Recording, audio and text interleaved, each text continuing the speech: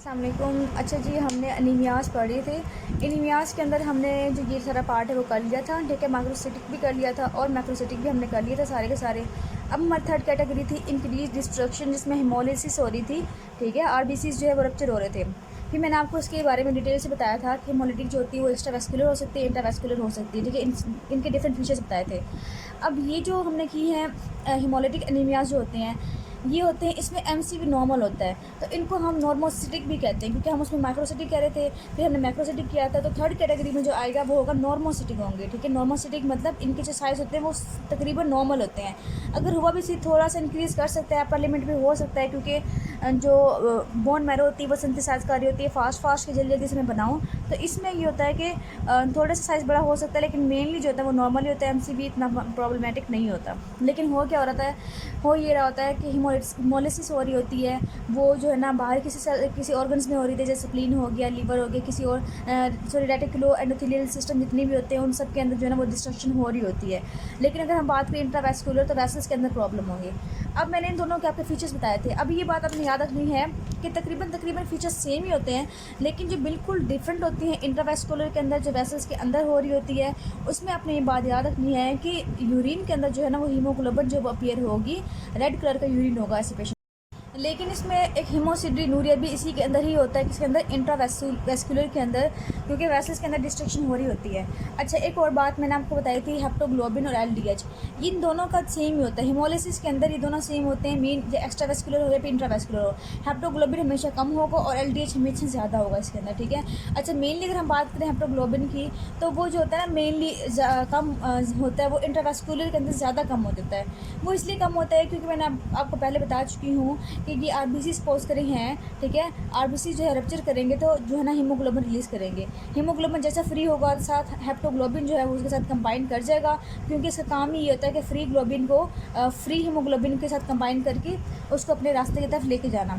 अब क्या होगा, जैसे ही हेमोलिसिस हो रही होगी, हीमोग्लोबिन रिलीज़ हो रहा होगा, हेप्टोग्लोबिन जाकर कंबाइन करेगा, कंबाइन करने के बाद इनकी डिस्ट्रक्शन हो जाएगी मैक्रोफेजेस से, और इस तरह ये कम होना शुरू हो जाएंगे, ठीक है। और आरबीसी डिस्ट्रक्शन से जो है ना एलडीएच ज़्यादा होता है, वो इसके अंदर भी ज़्यादा होगा, वो इसके अंदर भी ज़्यादा होगा। लेकिन अगर हम बात करें एक्स्ट्रावेस्कुलर की, तो इसमें आपको जो मेन चीज़ मिलेगी वो मिलेगी स्प्लीनोमेगाली। ये मस्ट मिलेगी आपको, क्योंकि स्प्लीन के अंदर जो है ना वो डिस्ट्रक्शन ज़्यादा होना स्टार्ट हो गई है, और ज़्यादा होने की वजह से स्प्लीनोमेगाली हो जाती है। और जॉन्डिस भी जो होता है वो दोनों में हो सकता है, लेकिन इसमें ज़्यादा कॉमन होता है, क्योंकि इसमें अनकॉन्जुगेटेड जो है ना वो एक्सीड कर जाता है, उसको कॉन्जुगेट नहीं कर पा रहा होता है, ठीक है। ये आपको मैं नॉर्मल से बातें बता दी हैं। अच्छा, ये जो आपको मैंने डिवाइड किया है इंट्रावेस्कुलर एक्स्ट्रावेस्कुलर, ये आपके है मैकेनिज्म के अकॉर्डिंग, कि अकॉर्डिंग टू द मैकेनिज्म जो होते हैं वो ये होते हैं।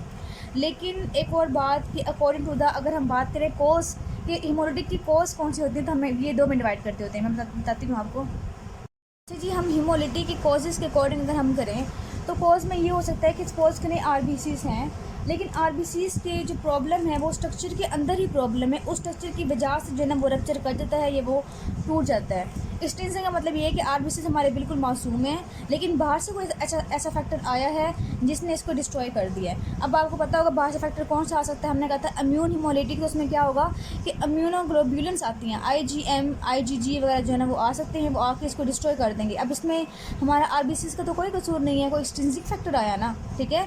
एक ये सेकंड जो आता होता है मलेरिया। आपको पता है कि मलेरिया जो है वो बाहर से आते हैं और स्पोरोजोट वगैरह वो अंदर जाते हैं और रप्चर करते हैं, इसमें भी हमारा आरबीसीज मासूम होता है।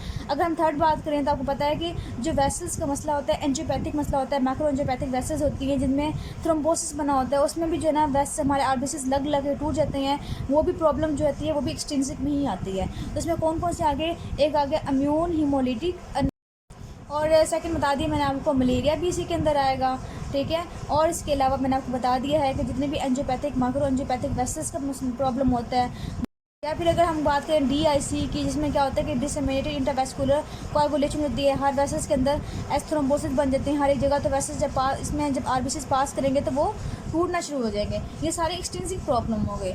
फिर आपको पता है कि इंट्रिंसिक प्रॉब्लम क्या होंगे, जो इसकी स्ट्रक्चर में प्रॉब्लम होगा। अब स्ट्रक्चर की अगर हम बात करें तो कौन से प्रॉब्लम होंगे, तो आपको पता भी है, ये हम दोबारा इसको डिवाइड करते हैं। तो इसमें होता है हेरिडिटरी स्फीरोसाइटोसिस, ठीक है। ये बहुत इंपॉर्टेंट है, अब हमें इसको पढ़ना भी है डिटेल से। तो हेरिडिटरी स्फीरोसाइटोसिस में क्या होता है कि इसकी स्ट्रक्चर के अंदर प्रॉब्लम आती है। अब इसमें हमारा जो आरबीसीज है उसका ही मसला है, वो मासूम नहीं रहा, उसके स्ट्रक्चर मेम्ब्रेन में मसला किस में होता है, इसका मेम्ब्रेनस प्रॉब्लम होती है इसकी, मेम्ब्रेन का स्ट्रक्चर जो है ना वो ख़राब होता है। फिर हम बात करें नेक्स्ट की कि कौन से इंट्रिंसिक मसला आ सकता है इसके अंदर, तो आपको पता है कि सिकल सेल एनीमिया के अंदर क्या प्रॉब्लम होती है, उसके अंदर प्रॉब्लम होती है जो ग्लोबिन की सिंथेसिस होती है, कौन सी ग्लोबिन की चेन की, बीटा ग्लोबिन चेन की जो है ना म्यूटेशन होती है, और वो इस तरह की म्यूटेशन होती है, ठीक है, कि उसके बाद जो है ना वो सिकल सेल के देते हैं, सिकल सेल के बाद जो है ना उनकी डिस्ट्रक्शन स्टार्ट हो जाती है, मेनली कहाँ पे होती है, एक्स्ट्रा वेस्कुलर होती है, ठीक है, ये हम पहले पढ़। इसके अलावा जो फैक्टर आएगा वो पता है आपको कौन सा हो सकता है, आपने पढ़ा है ग्लूकोज 6 फॉस्फेट डिहाइड्रोजिनेज डेफिशिएंसी, ठीक है, ग्लूकोज 6 फॉस्फेट डिहाइड्रोजिनेज डेफिशिएंसी हो जाए अगर, तब भी प्रॉब्लम तो वही है ना कि उसमें क्या होगा कि उसमें प्रॉब्लम जो है वो एंजाइम का प्रॉब्लम है, एंजाइम का प्रॉब्लम होगा तो आरबीसीज के अंदर जो जितने भी ग्लूटाथायोन रिड्यूस हो रहे थे वो रिड्यूस नहीं होंगे, ठीक है, आरबीसीज के अंदर ही प्रॉब्लम होती है ये भी।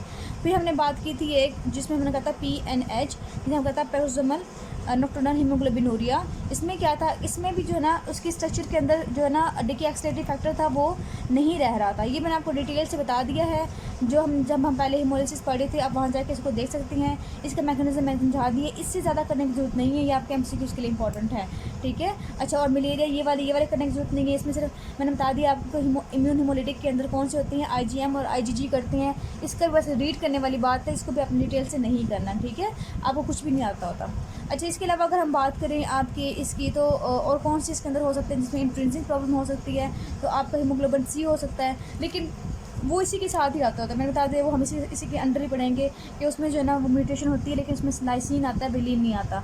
अच्छा, अब हम दोनों डिटेल्स ही वाले पढ़ेंगे इसी के अंदर ही कि क्या क्या इसके अंदर होते हैं और कौन कौन सी प्रॉब्लम आती हैं।